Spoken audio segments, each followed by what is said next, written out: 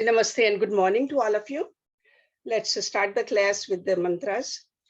Om Parthaye Pratibodhitam Bhagavata Narayan Swayam Vyasena Grathitam Purana Munina Madhye Mahabharatam Advaitam Ritvarshine Bhagavati Mashtadashadhyayane Am Tvam Anusandhame Bhagavad Gita Bhavatveshine Namo Astute Vishal व्यास विशाल बुद्धे full Arvind आयत पत्र नेत्र येन तव्या भारत तैल पूर्णा प्रज्वलितो ज्ञान में प्रदीपा प्रपन्न पारी जाताये तोत्र वेत्र एक पाने ज्ञान मुद्राए कृष्णाय गीता अमृत दुहे नमः सर्वोपनिषदो गावो दोगदा गोपाल नंदना पार्थो वत्सा सुधीर भोगता दुग्धम गीता अमृतम महत वसुदेव सुतम देवम कंस चानूर मर्दनम देवकी परमानंदम कृष्णम वंदे जगत गुरुम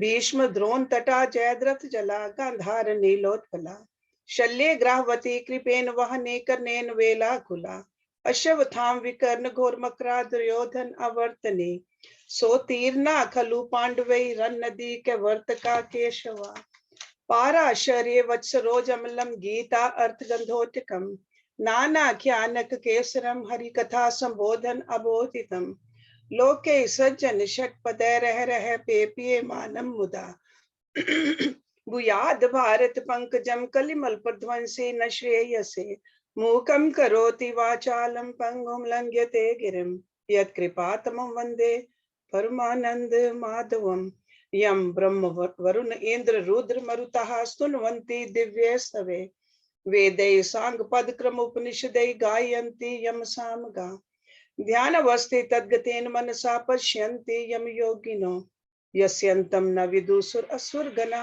देवाय तस्मै नमः. So Sundays we study Bhagavad Gita and we are on chapter 3, Karam Yog.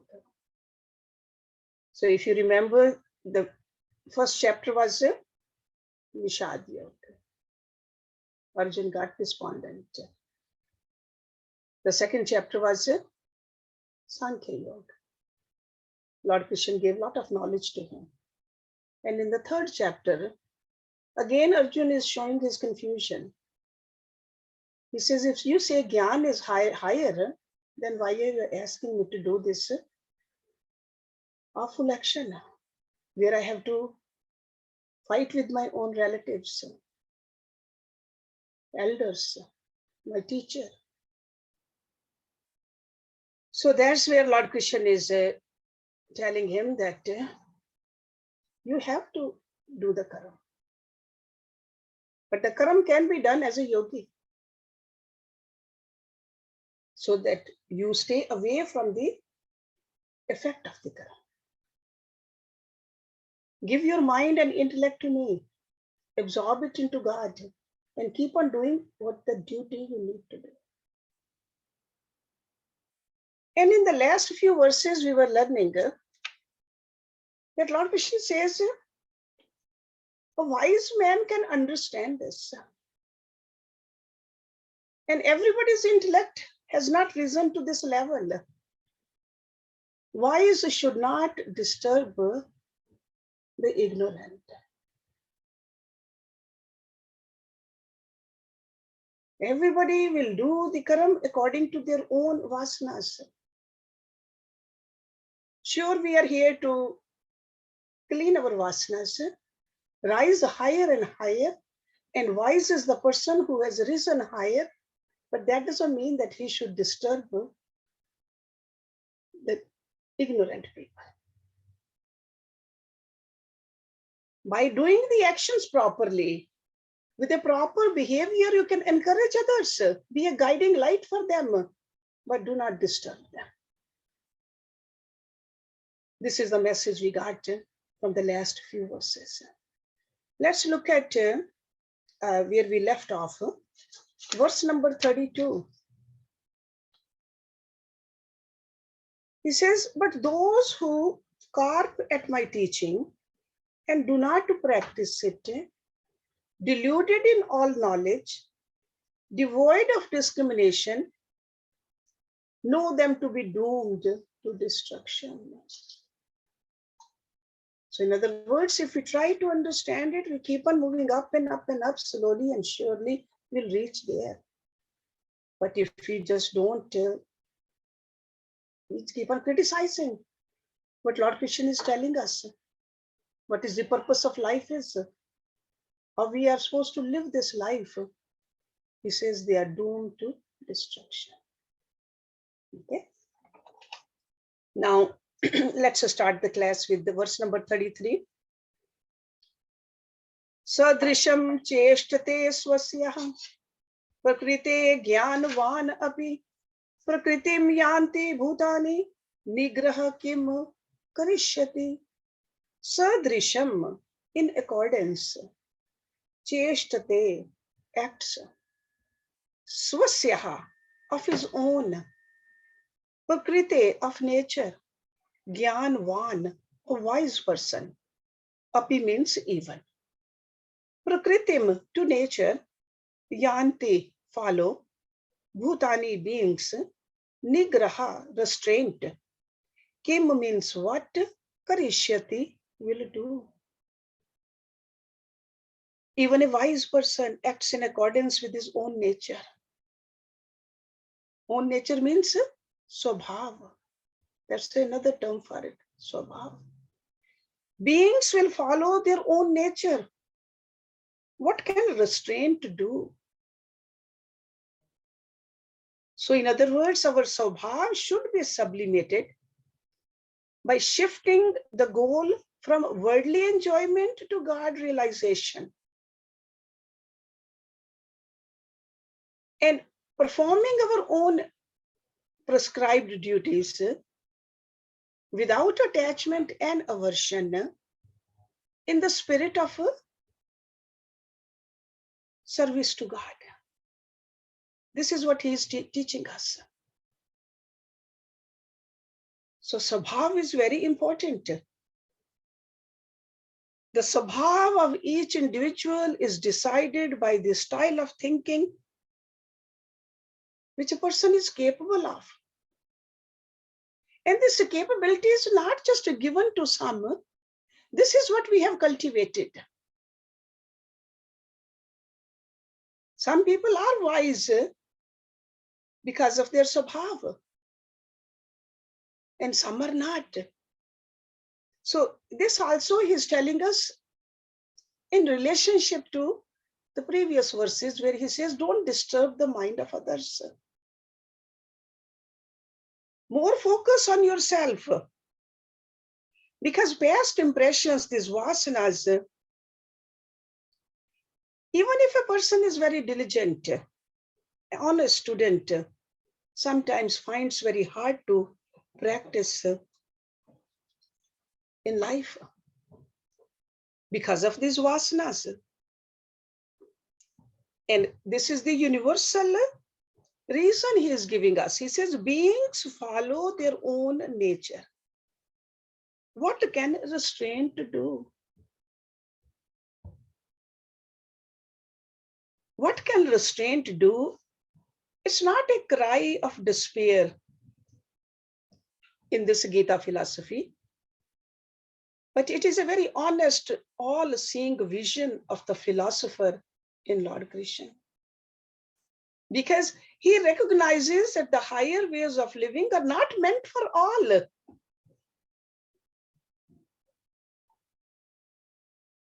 Everybody, even after studying Bhagavad Gita, cannot practice it. In spite of them want to practice it, but still they can't. It is only a slightly evolved entity, full of enthusiasm, activity, and a passion for progress. That kind of a person can walk on this sacred path. That means we got to get rid of the tamsikta first. That darkness, that inertia, have to have that enthusiasm for progress, want to benefit himself and ultimately benefit for the others. So now the question is, if every being acts according to their own nature, is there no scope for personal exertion? If that is the case, the teaching becomes purposeless. Why are we learning? Why do we go to a teacher? That's why Lord Krishna explains further in verse number 34. From here, he opens up the possibility of harnessing the senses. Indriyasya arthe, rag dvesho vivasthau, tayona vasham agachet, tau hi asya paripanthino. Indriyasya, of the senses. Arthe, in the object. Rag is attachment, dvesh is aversion. That means attachment means something we like to go towards it. Something we don't like, we want to stay away from it. That's a rag and dvesh. Vivasthito, seated. Tayo, of these two. Na means not. Vasham, controlled. Sway. Agachet, should come under. Tau means these two. He means verily. Asya, his. Paripanthino, enemies. Attachment and aversion. For the objects of the senses, abide in the senses. Let none come under their sway. Why? Because they are his foes, they are enemies. We have to discharge our worldly duties. We encounter all kinds of likable and unlikable. That's a rag and dvesh situations. We must practice neither to yearn for the likable situation, not to avoid the unlikable situation. So Lord Krishna is telling us that we must practice neither to yearn for the likable situation, because we want to just go towards the likable. I like it. These are the people I like. These are the words I want to hear. And he says, and do not try to avoid the unlikable situation. Arjun, in that war zone, did not like it. He did not like to wage that war against his relatives, even though it was his duty. So it's like a swaying away from your duty because of the likable and unlikable. Lord Krishna is telling us that stop being the slaves of these two both, rag and dvesh. Because when we become slaves of these likable and unlikable, we lose the discrimination. We really don't see clearly what are we supposed to do. So as a teacher, as a guru, Lord Krishna is telling us that this is a weakness in human beings. And we are here to become perfect. We are supposed to move towards perfection. So that's why he's showing us the ways and means by which we can get out of these weaknesses, because these are very strong weaknesses in us. We need to reach towards that ideal perfection. He says this is a great robber within us. We are constantly looking at the robbers outside, whether it's to protect our wealth or protect our health. But over here, this robber is within us, rag and dvesh. And what does this robber is doing? It's looting away our true joys and thrills. The right way of living, it loots away. So attachments and aversions. And he says it's of the senses in the object. Indriyasya arte. We get agitated and disturbed, not because of the objects, but because of the connection with the sense organs with the objects. So this indriyasya. So why 2 times indriyasya? Indriyasya, because we have action organs and we have sense organs. Okay, Karam Indriya and the Gyan Indriya. Both of them. So he is advising us. First, he is telling us that this is the problem. Then he is advising us, let none come under their sway. This rag and dvesh. So in order to detach ourselves from both our likes and dislikes, what do we really need to do? We got to get rid of our false, egocentric vanities. Because that's what is the real problem here. Likes and dislikes, they belong to the ego. When I say I like it, I don't like it, what is that I? That I is not the soul. That I is the lower I, the ego sense. We got to understand that. Vasanas create the mind. Where the mind is, that's where revels the ego. All of this is intricately attached. And the methods by which we can bring about this, you can call it vasana removal, or making the vasanas little less. That is his explaining in the next verse. Shreyan swadharma vigna pardharmat swa anushtat swadharme nidhanam shreya pardharma bhayavaha. Shreyan, better. Swadharma, one's own duty, your personal duty. Swadharma. Vigun, tinged with the faults, or devoid of merit. Paradharmat, then the duty of another. Swa anushtatat, perfectly done, well discharged. Swadharme, in one's own duty. Nidhanam, death. Shreya, better. Padharma, another's duty. Bhayavaha, fraught with fear. He says better is one's own duty, though devoid of merit. Then the duty of another, well discharged.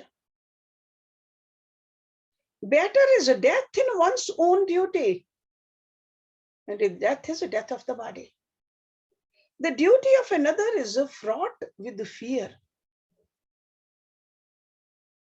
That means there's a positive danger in there.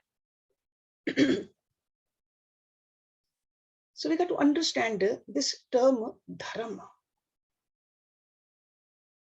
From time to time we have talked about it, but over here I will tell you that dharma in Sanskrit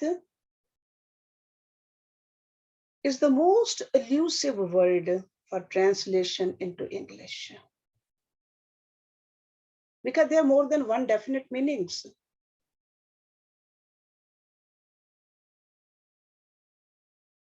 Righteousness, good conduct, duty, noble qualities, they are all dharma. So dharma essentially means the law of being of anything in the world. That is a dharma. Dharma jo dharan karta hai. So that's why these duties and the good conduct and all that takes us towards that, जो हमें धारण करता है, without which we cannot even be. And for us, what is that? The Atma. That is the Dharam. And what is the Swadharam then? Because we are all Atma, we are all self. Then why he is saying that to do somebody else's duty? Over here, this Swadharam means your prescribed duty according to your own vasanas. We got to know what I'm supposed to do, what my vasanas are. Because we are here to remove those vasanas. It's almost like a veil of this vasana is on the Atma. And because of this veil, I cannot see who I am. So I got to try to remove my veil by doing the proper duties which I'm supposed to do. But if I ignore my dharma and start following something which is not mine, then mine is already there, then I'm adding more to it. So this is a personal duty. Like in Arjun's case, what is his Swadharam? He was born as a warrior, as a prince. His dharam was a Kshatriya dharam, to protect the people in his kingdom, to wage the war against those enemies. That was his dharam. And he didn't want to do it. He wanted to run away from there. That is paradharam. His swadharam is to stay there in that war zone and protect the public from these tyrants. It's almost like cop says, no, I don't want to, even though I'm a cop, but I don't want to do that. I want to just become, go somewhere and do somebody else's duty. It could be engineer's duty, doctor's duty, some other duty. You are supposed to do at any given time what is there for you to do. Another thing you see in this verse, dharam has been used 4 times.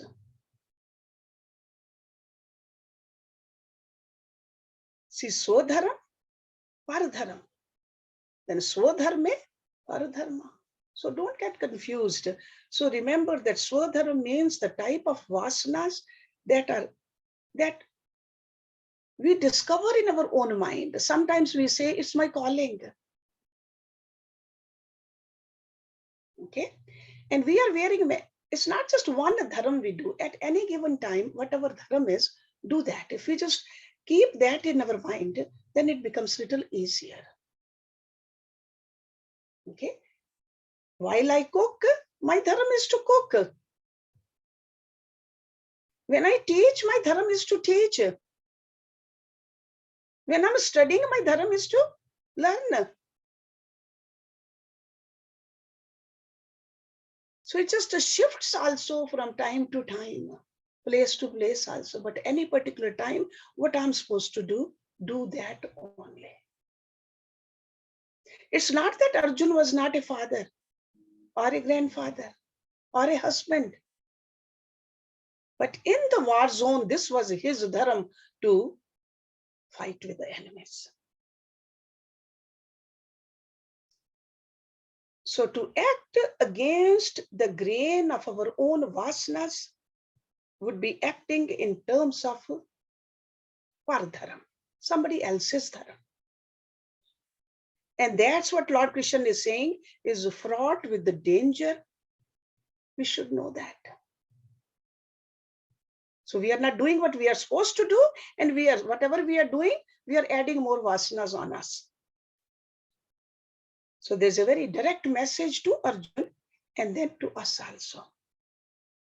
So he's reminding us to act according to our own vasanas. Even if we are acting imperfectly, he says, but at least we are cleaning our chit. It is very dangerous to suppress, because when we ignore our own duty, and try to do somebody else's duty, what are we doing? It's not that our own duty is going to go away. Those vasanas are still there. We are expressing them. And they will definitely express some other way. Okay, so very important message over here for all of us. Now Arjuna asks a question. And I'm sure you know altogether Arjuna has asked 16 sets of questions throughout Bhagavad Gita. And this is his third question. And what is he asking? Athaken payuktaha ayam papam charti purushaha anichan api varshnaya balat iv niyojita. Ath means now, Ken means by which. Parayuktaha, impelled, force. Ayam means this. Papam, sin. Charati, does. Purusha, a person. Anichan, not wishing. Api means even. Varshanaya, that is for Lord Krishna. He belonged to the Vrishni clan. So Varshanaya, Balat by force. Iv means as it were, Niyojita, constrained. So Arjun said, but by what force or impelled does a person commit sin? Though against his wishes. O Varshnaya, constrained as it were by force.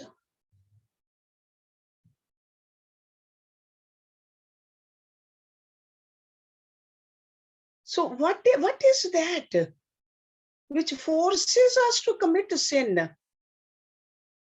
or sinful actions? Even unwillingly. We don't want to lie, but we still lie. We don't want to cheat. We know it's a sin, but we still do. We end up hurting others. We become jealous. We become angry. We know it's not right. But what is that force? So he's saying as if by force, somebody is making us do that. So we can see that Arjun's question is very realistic and representation of a human struggle. We all can identify with it. So he says, what force prevents us from reaching the high ideal? Because when we are doing something wrong, that means we are not moving up. What keeps us pushing us down? What makes us come to the attachment and the aversion, rag and dvesh? We all feel that. I mean, looking at this question, you can see that Arjuna, to a large extent, is calm now and ready for this philosophy which his guru is giving him. That's why he's asking this question, deep question. So what he's saying, intellectually, we all know what is right, what is wrong. But when it comes to action, so that means philosophically we know, intellectually we know, but when it comes to action, we get tempted towards the wrong. We fail over there. So it's almost like a paradoxical confusion between our ideology and our own actions. So that's why to give advice to somebody, we have high ideals. But when it comes to practice for ourselves, we fall short. And this is quite big of a problem. And we need to introspect. We need to analyze.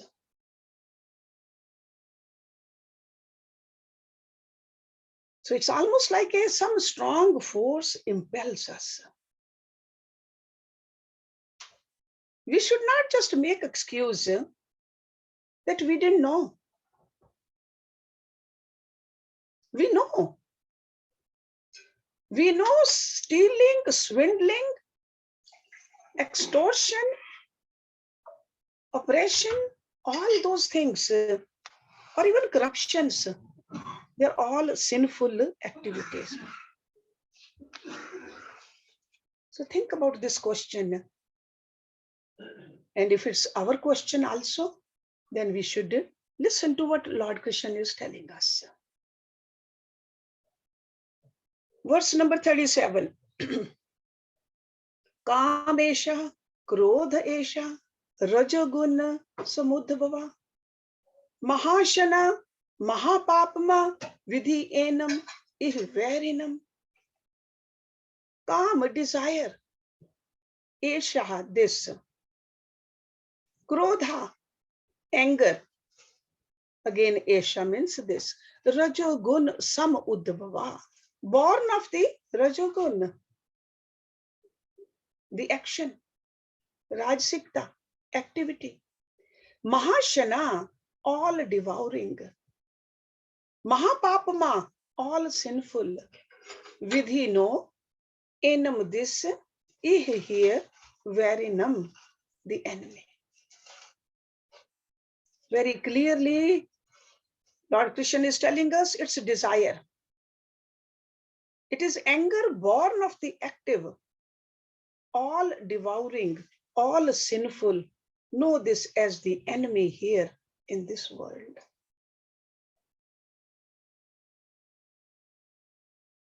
The Vedas, they use this word kam not only for sexual desires, because normally when we say kam, we think it's a sexual desire. No. They include all desires for material enjoyment is kam. Whenever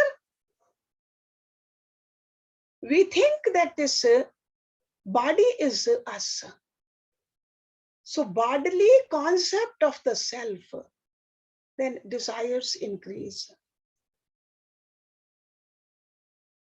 So this lust shows itself in many ways. The urge for money, the physical cravings, craving for prestige, the desire for power. That's all kam.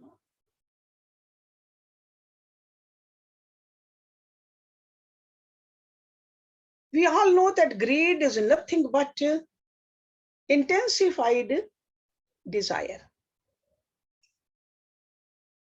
We become greedy. Our desire gets fulfilled, we want more and more fulfillment of it, and that's it, is greed. So greed is nothing but intensified desire. And when our desire does not get fulfilled, we get angry. Anger is frustrated desire. So they both are desires. So that's why he said, Kam, Esha, Krodh, Esha. So this Kam is the inner Satan in us. And we have seen earlier that desire is nothing other than our own spiritual ignorance. The less we know who we are in reality, the more the material desires will have.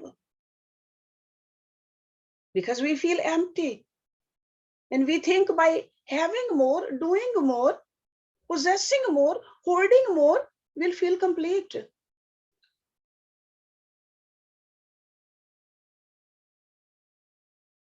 So this statement, this verse,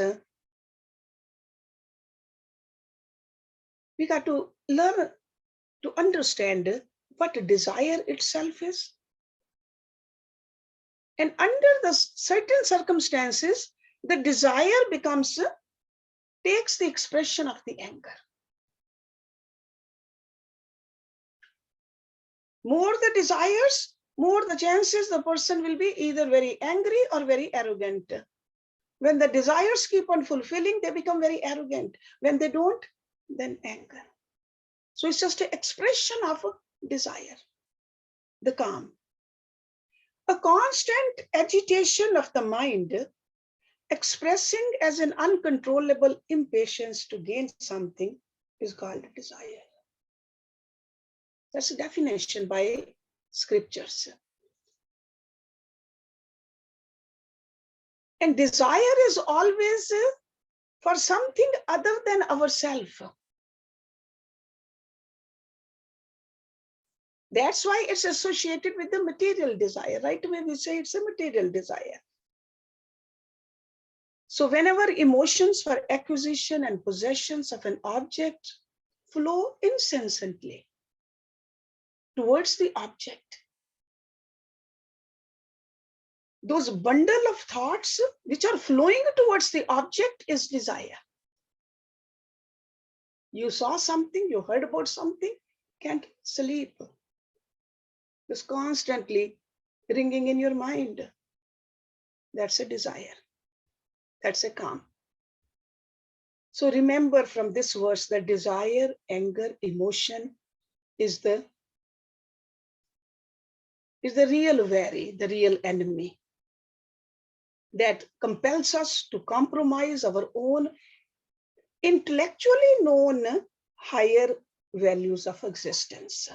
Because Arjun wanted to know what impels us. And very clearly, very directly, Lord Krishna is telling us it's the calm and the growth. Greater the desire, greater the power in the pull towards the sinful and the low. Okay? Greater the desire. If somebody wanted that position, last year, even the country of this, president of this country, desire to remain in that office. What happened, we all know. Desire. You end up committing sinful actions. So to come under their sway is ignorance, to come to rule over them is wisdom. So if we want to become wise, we have to control the calm. Once we control the calm, growth will be controlled. Because growth is an outcome of the calm.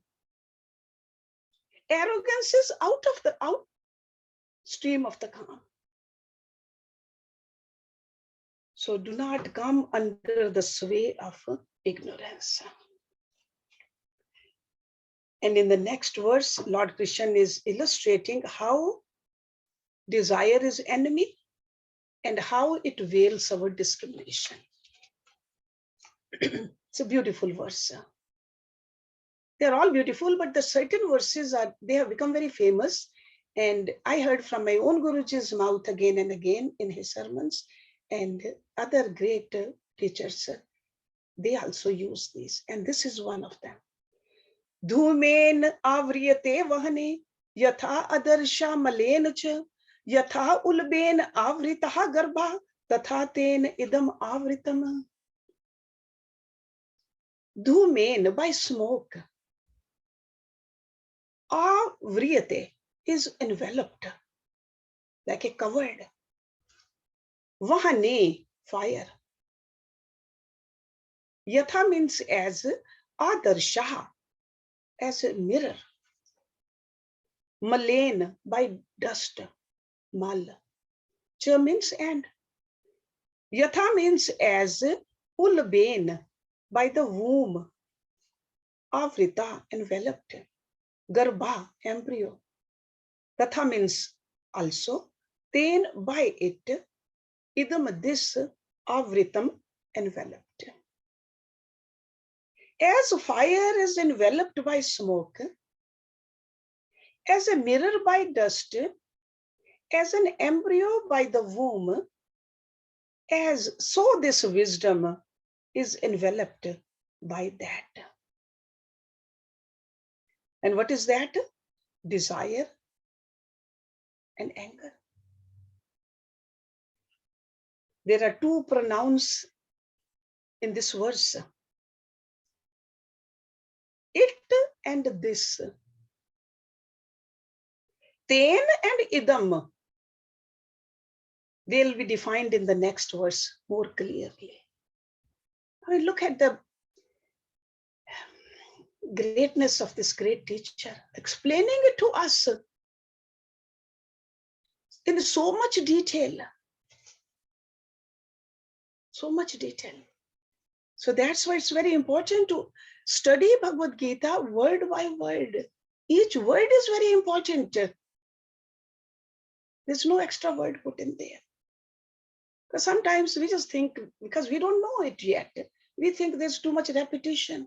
No. Each word is very important. So as fire is covered by smoke, as a mirror by dust, as an embryo by the womb, so this wisdom is enveloped by that. These are the three different examples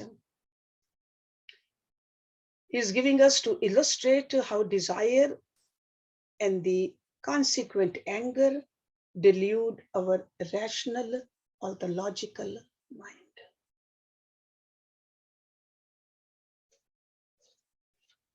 Three distinct categories. Everything in this nature, in the Prakriti, are three kinds: Tamasic, Rajasic, and Sattvic. So these three examples are because of that. The low and the vicious, that is Tamasic. And it will take a long time. And low and vicious over here, he is using Yatha Ulben Avrita Garbha. It will take its time for the embryo to come out of the womb. It will take its time. In a human being's case, the gestation period is 9 months. So it will take its time. So that is an example of a Tamsikta over here, that it will take time. And then there's a Rajsikta. He's giving the example of a Darsha Malain, a dust on a mirror. You'll have to scrub a little. You might have to apply some detergent, but you can take care of it rather faster. That's a Rajsik. And the Satvik, Dhumen Avritya Vahane, there's a smoke on the fire. All you have to do is just fan it, and that smoke will go away and you can see the Agni. So Sattvic, predominantly Sattvic nature, it will be easier to realize who I am. A Rajasic personality, it will take a little bit more work. And Tamasic, it will take even longer. That's all he's telling us. Lust is such a adversary that it clouds the discriminatory ability of the intellect in these three grades. And that's why he gave these three examples over here. So our desires can fall under three headings. Okay, this is what you have to remember. So desire is not just a desire. So we got to see my desire. Is it a sattvic? And what is a sattvic desire? To help others, to study more. Those are good desires, but still they are desires. Rajasic desire is what? More power, more wealth. And tamasic desires are low and vicious. To hurt somebody, to conquer somebody, to put somebody down. Those are all desires. So as fire by the smoke, that's a sattvic desire. So definitely the infinite is veiled, but with a little bit effort, you can see the infinite. Dust as the mirror, As I said earlier, it takes a little bit more effort. But fetus in the womb, it will take a long time. But that doesn't mean that tamasic desires cannot be changed to rajasic, or rajasic to the sattvic, and then ultimately let go of all the desires. We are talking about material desires here. So next week, when we come to this class, we'll learn these two idioms, it and this. So try to understand what we studied today, because this chapter is about to finish, and I want you to contemplate upon it, that what did you learn, that what can you practice, how can you bring this wisdom into your own life.